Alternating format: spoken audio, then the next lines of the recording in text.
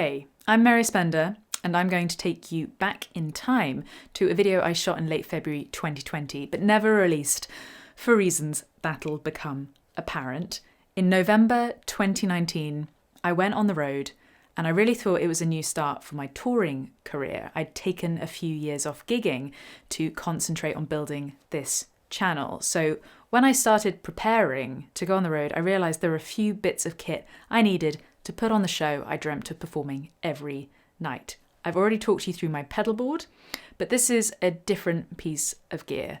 However, I made this video at a bad time, and it technically is still a bad time as I film this, but the world will get back to live music, and I have hope that audiences, when safe to do so, will be reignited and reinvigorated, because I see your comments every day. I know how much you want the visceral experience of either performing yourself or witnessing your favourite musicians back on the road.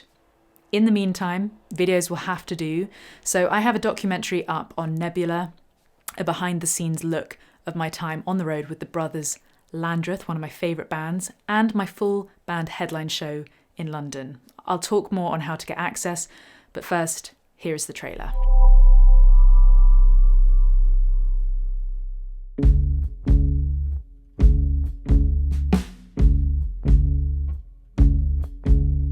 Everything you're saying tonight could be said at a more convenient time, but you're choosing now. You're choosing now. Sleep has become this simple wish as my eyelids draw heavy. My heartbeat can't rest. These words are spiteful, but so easily said. Greetings and salutations from your second or third favorite Canadian. How can you let my actions pass through the day, but throw them back at night when you say you no longer care? So, about to head into the venue. How I can't stay here, but you will know. You will go run your mouth and tie yourself out. You will know. The best way to access Nebula is by signing up to a subscription for CuriosityStream, who are very kindly sponsoring this video. If you aren't already aware, CuriosityStream is the best place on the internet to see thousands of the world's finest documentaries and non-fiction titles. For a limited time, CuriosityStream is offering 41% off their annual plans. That's less than $12 a year for CuriosityStream and Nebula, which is a pretty amazing bundle. But now, onto IEMs. You've probably noticed that when musicians are performing live on stage or on TV, they're wearing rather unusual earphones. This is what they look like up close and personal. These are custom molded in-ear monitors that fit me perfectly and make sure I hear everything I need to give the best performance I possibly can, whether on stage or in the studio. In this video, I share the benefits I've found using in-ear monitors and why, if you're a musician, you should probably get a pair. I got my first pair of IEMs about 3 years ago and have used them constantly since. You might have even noticed me wearing them in videos. However, until recently, I was using standard fit IEMs with foam sleeves. Foam sleeves definitely serve a purpose and are pretty common if you buy them off the shelf. But when Ultimate Ears got in touch and offered to help me get molds done and kit me out as I was just about to go on tour, I got very, very excited and was more than happy to document the process and make this video in return. If you've performed on stage, whether a pub gig, an open mic, in a bar, or an arena, you've probably noticed that the sound on stage, no matter the size of the room, is very different to what the audience hear out front. It actually might have thrown you off entirely, and despite being able to sing in tune in a normal environment, if you can't hear yourself properly on stage, good luck performing to a high standard. It happens to musicians all the time across all genres. If you see an artist singing out of tune, it's more likely that they can't hear themselves rather than them actually not being able to sing.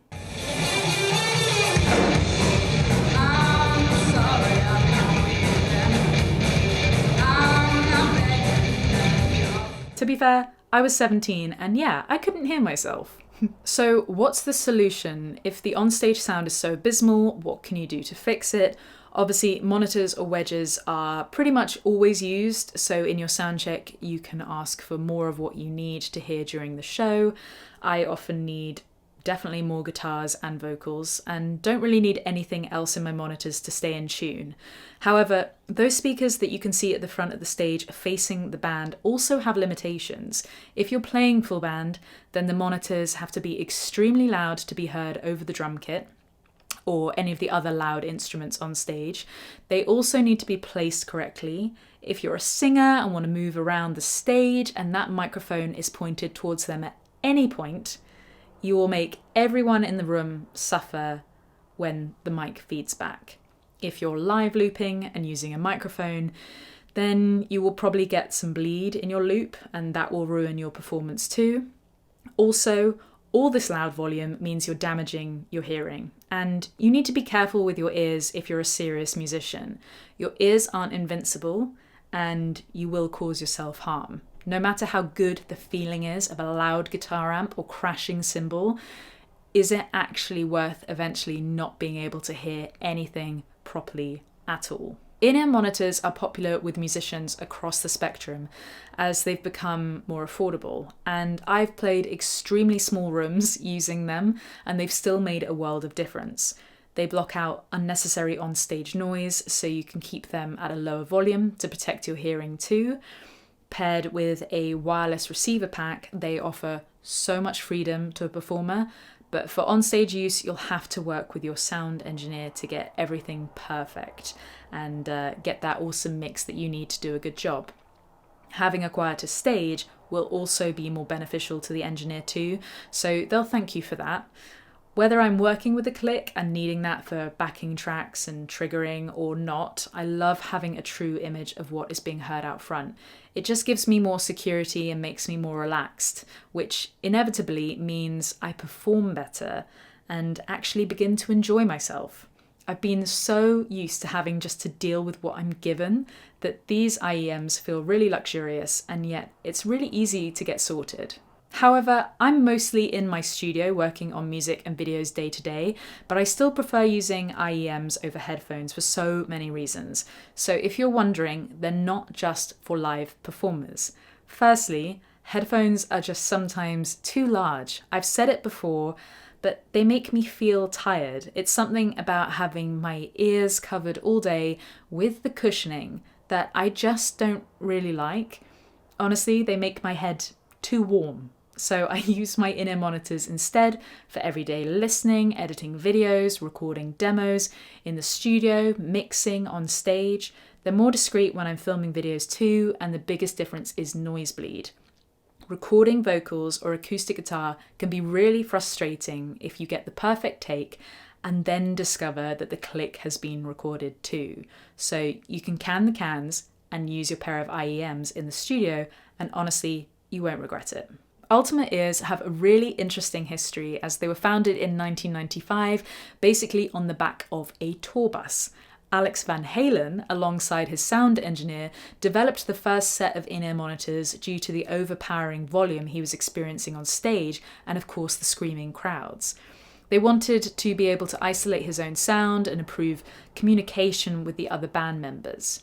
Ultimate Ears then paired up with Logitech, and now they've created over 100,000 pairs in the last 20 years, so they kind of know what they're doing. Each set is handcrafted, precision-tuned, and custom-tailored to the unique contours of the ear, isolating it from any external noise. It starts with a physical impression of the ear, although they also have digital scanners now too. They then modify the shape to improve comfort and fit for all the components inside, and even use 3D printing techniques for more accurate results. I went to the famous Harley Street in London to have moulds taken by music audiologist Giselle Flower to start the process of creating these beautiful things. Right, ready? Should we have a look in your ears? Yes. Yeah, have you had this done before? No. Very good. Let's have a look. First of all, we're looking for wax. And beautiful. Not a bit. Yay! I'm happy with that. You can come again.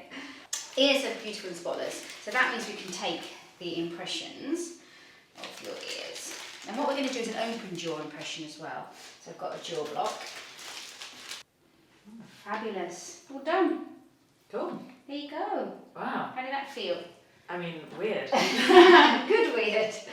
I mean, yeah, it did feel like going underwater. But Yeah. obviously with water, you have like the noise of water. And Yeah, there's it no just like noise. feels, doesn't it? Yeah. Suddenly quite the pressure. Yeah. And quite nice. Really cool. Quite zen. Yeah. I'm pleased with those. They're really lovely. We've captured everything. At home I've got a scanner, so I literally take that home and scan it, email it straight to them. Wow. I'll get it, this afternoon. Cool. And it looks like you've done loads of incredible artists. No, exactly.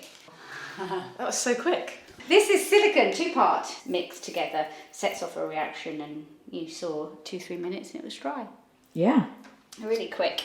And those are my... Yeah, and they're gorgeous. Ears. Really nice length.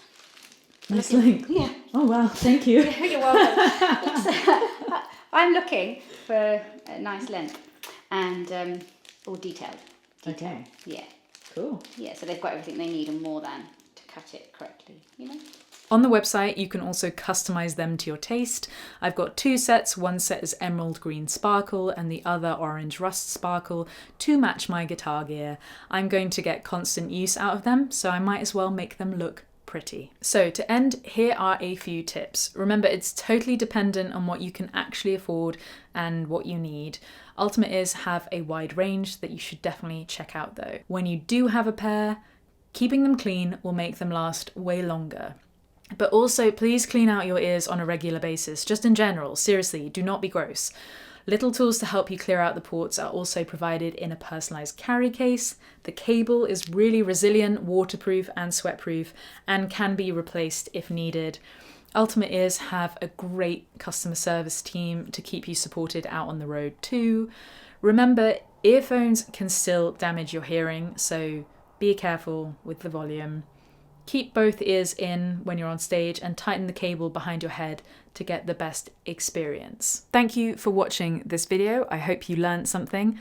But now it is time for Patreon of the day. So I'm going to generate a random number, 298. Stephen Stewart, you are my Patreon of the day. Thank you so much for your support. And to everyone else, I will see you tomorrow.